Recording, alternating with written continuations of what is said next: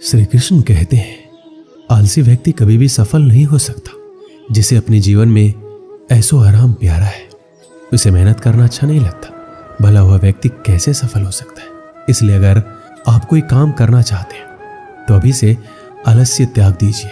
किसी भी व्यक्ति के अपने जीवन में सफल ना होने का सबसे मुख्य कारण क्या होता है? खुद पर भरोसा ना होना। जीवन में वही व्यक्ति सफल होता है जिसे खुद पर भरोसा हो।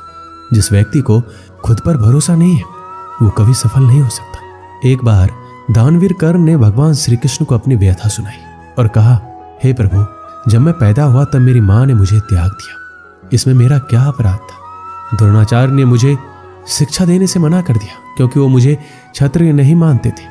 इसमें भी मेरा क्या अपराध? और द्रौपदी के स्वयंवर में मुझे अपमानित किया गया क्योंकि मैं महाराज परिवार का हिस्सा नहीं। जवाब में श्री कृष्ण ने कहा, हे कर्ण, मेरा जन्म हुआ तब मैं कारागार में था और पैदा होते ही मेरी मृत्यु मेरा प्रतीक्षा कर रही थी। जिस रात मेरा जन्म हुआ उस रात मुझे मेरे माँ बाप से अलग होना पड़ा, जहाँ पहुंचकर मुझे हर वो काम करना पड़ा जो एक गरीब परिवार में करना पड़ता है। गायों का गोबर हाथ से उठाना। जब मैं चल नहीं सकता था तब मुझ पर प्राणघातक हमले किए गए। मुझे मारने की बार बार कोशिश की गई। ना मेरे पास बचपन में शिक्षा थी, ना ही महल था, ना कोई गुरुकुल था, ना कोई विशाल सेना थी, लेकिन तब भी मेरे मामा मुझे उनका सबसे बड़ा शत्रु मानते थे। मेरा भी जीवन कई चुनौतियों से गुजरा है। ये बात इतना महत्वपूर्ण नहीं है कि जीवन में कितनी बार अपमानित होना पड़ रहा है, पर यह महत्वपूर्ण है कि आप उस अपमान का जवाब कैसे दे रहे हैं। आपके पास ज्ञान है जिसका आप इस्तेमाल कर पा रहे हैं और इन सब चुनौतियों को पार करके कैसे आगे बढ़ते हैं। ये बात सबसे अधिक महत्वपूर्ण है। सब कुछ किताबों से ही सीखने को नहीं मिलता, कुछ मतलबी लोगों से भी बहुत कुछ सीखने को मिलता है। गलती उसी से होती है जो मेहनत से काम करता है। निकम्मों की जिंदगी तो दूसरों की बुराई खोजने में खत्म हो जाती है। इज्जत इंसान की नहीं होती, जरूरत की होती है। जरूरत खत्म, इज्जत खत्म। आज के जमाने में सुखी होना है तो स्वार्थी बनना पड़ेगा। ये हम नहीं, इस युग की सत्य हकीकत है जो हमारे जज्बातों की कदर नहीं कर सकते। उनके पीछे पागल होना प्यार नहीं, बेवकूफ़ी है। हवाएं अगर मौसम का रुख बदल सकती है तो दुआएं भी मुसीबत का पल जरूर बदल सकती है। जो दिल में है उसे कहने की हिम्मत रखो, जो दूसरों के दिल में है उसे समझने की समझ रखो। रिश्ते कभी नहीं टूटेंगे। अपनी लगन, धैर्य, हिम्मत और सकारात्मक विचारों के सहारे इंसान अनेक विकट परिस्थितियों में भी सफलतापूर्वक बाहर आ सकता है। यह एक निश्चित बात है कि आप काम खत्म नहीं कर सकते अगर आप काम शुरू ही नहीं करेंगे तो। किसी भी काम का सबसे कठिन हिस्सा काम को शुरू करना होता है। कभी हार मत मानो। आज कठिन है, कल बदतर होगा, लेकिन कल के दिन का बाद सुनहरा होगा। अगर इंसान में कुछ करने की इच्छा हो तो दुनिया में कुछ असंभव नहीं है। जहां दूसरों को समझना मुश्किल हो जाए वहां खुद को समझ लेना ही बेहतर है। बदन है मिट्टी की, सांसें सारी उधार है। घमंड भी है तो किस बात का, यहाँ तो हम सब किराएदार हैं। परेशानियां जिंदगी का हिस्सा है। जिसने अपनी परेशानियों पर कदम रखा है वह जीत गया है, और जिसने अपनी परेशानियों को सर पर सवार कर लिया है वो लुट गया है। सही रास्ते पे चलना जरा मुश्किल है, पर उस रास्ते पर आपको कोई गिरा नहीं सकता। गिरते गिरते ही बच्चा चलने लगता है, डूबते डूबते ही इंसान तैरना सीख जाता है। चोट से घबराकर कभी पीछे मत हटना, क्योंकि चोट खाकर ही इंसान संभलने लगता है। असफलताओं पर लाखों ताने आएंगे, परंतु निराश मत होना, क्योंकि ये वही समय है जिसे आप पहचान जाएंगे। माँ के बाद सिर्फ हिम्मत मनुष्य का साथ देती है, जो मनुष्य को कभी हारने नहीं देती। कुदरत ने हम सबको हीरा ही बनाया, बस शर्त यह है जो घिसेगा वही चमकेगा।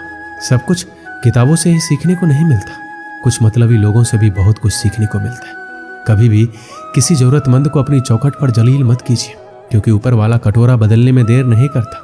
आज रास्ता बना लिया है, कल मंजिलें भी जरूर मिलेगी। हौसलों से भरी ये कशिश एक दिन जरूर रंग लाएगी। इस संसार में कुछ भी स्थिर नहीं है, ना समय, ना प्रेम, ना घृणा, ना ही संबंध।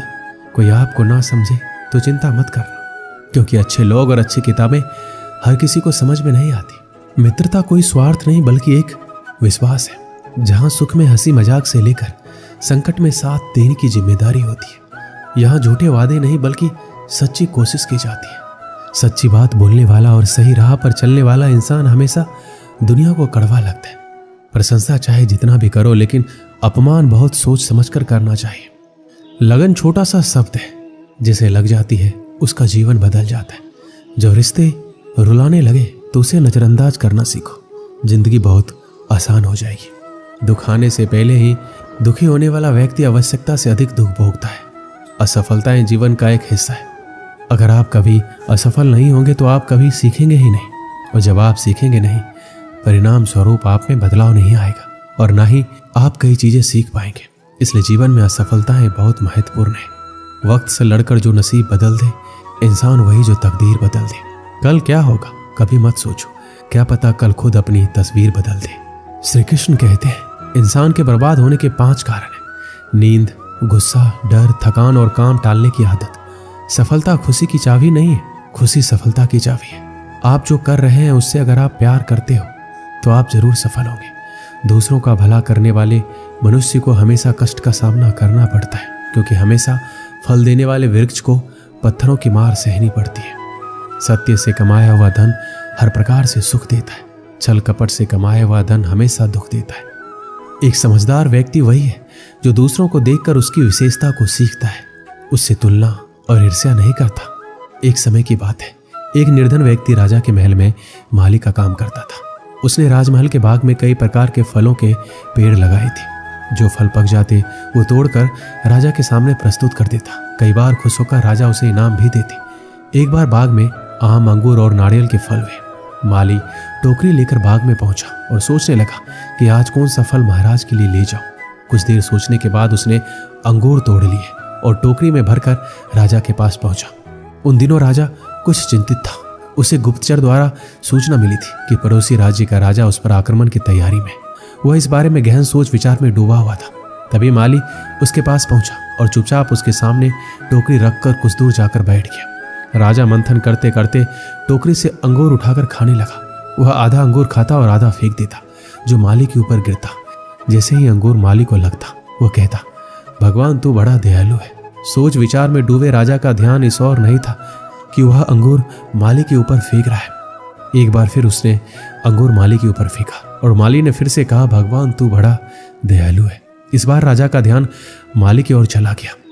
उसने आश्चर्य से उसे देखा और पूछा, माली, मैं तुम्हें जूठे फल फेंक रहा हूं और तुम कह रहे हो भगवान तू बड़ा दयालु है। इसमें भगवान की दया कैसी है? माली ने उत्तर दिया, महाराज, आज बाग में 3 तरह के फल थे, आम, अंगूर और नारियल। मैं सोच रहा था आपके लिए कौन सा फल लाऊं। भगवान की दया से मेरी बुद्धि में आया कि आपके लिए अंगूर ले चलो, और मैं अंगूर ले आया। यदि मैं आम और नारियल ले आता तो सोचिए मेरा क्या हाल होता। इसलिए मैं कह रहा हूं कि भगवान बड़ा दयालु है। राजा माली का उत्तर सोचने लगा कि वह व्यर्थ में चिंतित है। भगवान की दया से उसे समय रहते पड़ोसी राज्य के राजा के पहले से ही हुई योजना का पता चल गया है। इससे उसे अपने राज्य की रक्षा की तैयारी का पर्याप्त समय मिल गया है।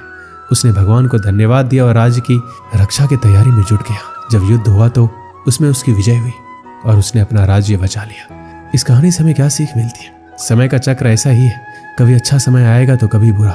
अच्छे समय में हम भगवान को धन्यवाद देना भूल जाते हैं और बुरे समय में शिकायत करने लग जाते हैं, जबकि आवश्यकता है अच्छे समय के लिए हम भगवान का धन्यवाद करें और बुरे समय के लिए आभार व्यक्त करें कि हमें हर परिस्थितियों का सामना करने के लिए ही वह हमारे सामने वो परिस्थितियां उत्पन्न की है।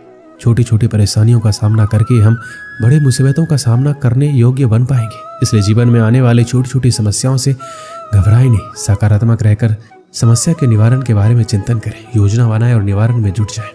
बुरी परिस्थितियां आपकी दृढ़ता की परीक्षा है।